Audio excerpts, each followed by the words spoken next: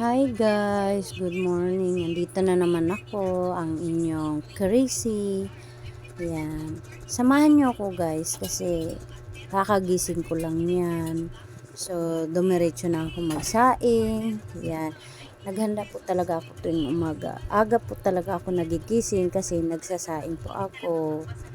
Yan, nasikaso ko po para po may pambaon yung asawa ko. So, yan ang ginagawa ko guys. Pagising, diretso na ako hugas ng rice cooker.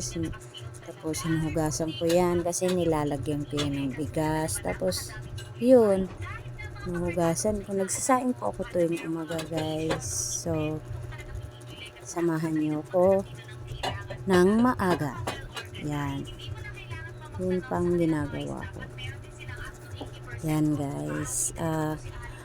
Kung kayo sanay na sa magising ng maaga, so alam ko na yan din ang ginagawa nyo pagkadating sa umaga, nagsasaing. So yan guys, nilalagyan ko na ng bigas yun dyan. Bali, 4 na takal yung kinuha ko para hanggang tanghalian na yan ng asawa ko. Yan. So, nagkuha ko ng tubig dyan. Tapos, nahugasan ko na yan. Para masalang ko na siya, guys. So, yun. Totoo nga talaga ang kasabihan. Pag ikaw, magiging isang nanay na, so, wala ka na talagang ibang gawin kundi yan. Ang pagsasaing sa umaga. Kasi nga, papasok pa yung asawa mo. So, yun guys, nagsasaing lang naman ako niyan guys. So, thank you Lord dahil tuloy pa rin ang buhay. Yan. So, yun lang guys.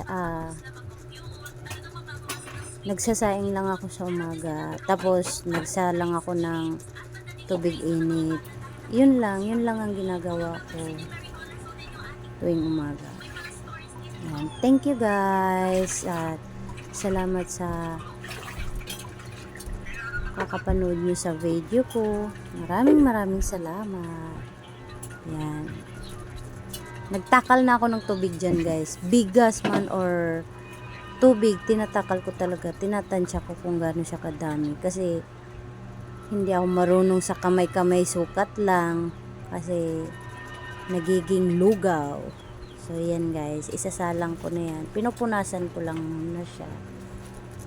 Yan. Pinupunasan ko yung ilalim. Yan.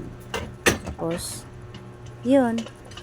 Sinasaksak ko na siya sa rice cooker. Yun. So, yun lang guys.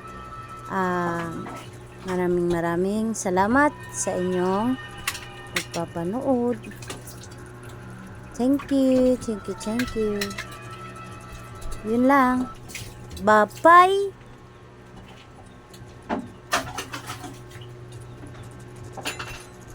Wala pa pala. Hindi pa pala tapos guys. Yun lang.